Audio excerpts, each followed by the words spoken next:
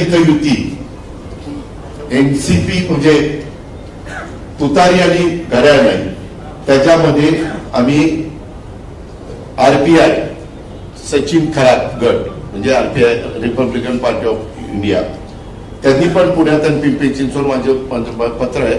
काल विजय स्तंभाला दर्शन करण्याच्या करता अभिवादन करण्याच्या करता मी गेलो.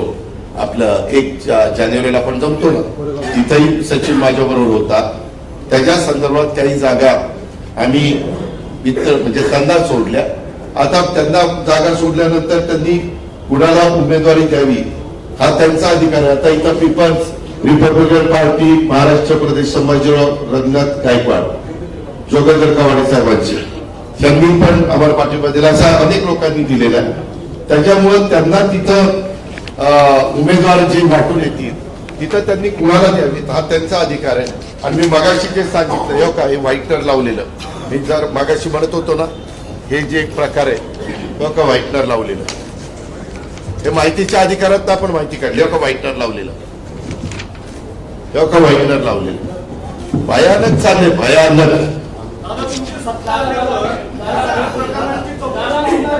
ज्यामध्ये आमच्या हातात सूत्र आल्यानंतर त्याची चौकशी रीतसर कुठलीही पार्सलिटी न करता त्या व्यवस्थितपणे जे काही नियम करून दिले त्या नियमाने आम्ही करू. पण त्याकरता जनतेचे आशीर्वाद आम्हाला पाहिजे, त्याकरता घड्याळ आणि तुतारी याला यांनी साथ दिली पाहिजे. तुम्हाला जे स्वप्न आहे तुमचं गुन्हेगारी मुक्त करण्याचं, असे उमेदवार यानंतर गुन्हेगारी मुक्त शहर किंवा जिल्हा कसा होईल? मी तुम्हाला सांगतो, तुम्ही मला किती वर्ष ओळखता? 35 वर्ष ओळखता. 35 वर्ष ओळखता ना. मी कधी या गोष्टीचं समर्थन केलं? कधी केलं? आणि आता मी तुम्हाला कुठल्या कारण मी 3चं संपलं की अजून माझ्याकडे यादी आली नाही. मला खरं थोडी उशिरा प्रेस, मी पुण्याला प्रेस घेणार आहे त्याच्यामध्ये दाखवेल ना राष्ट्रवादी तुतारीचे उमेदवार कुठले, राष्ट्रवादी घड्याळचे उमेदवार कुठले आणि सचिन खरातांनी दिलेले उमेदवार कुठले ते मी दाखवेन ना.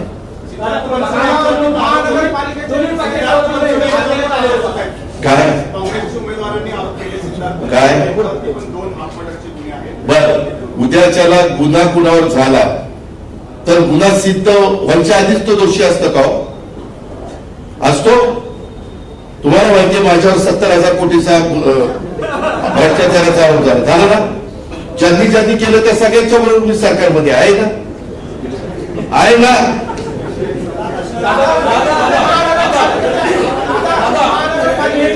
अरे एकाने बोलायला माझी हात जोडून विनंती आहे.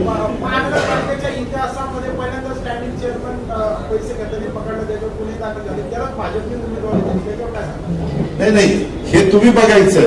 मी काय बोलणार आहे? मी बोललो की तुम्ही म्हणाल हा हे असंच करणार. तुम्हाला सगळे उमेदवार डोळ्यासमोर आहेत. कुणी काय केलं?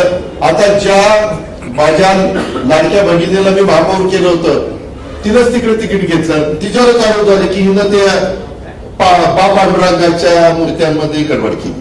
आता काय करायचं?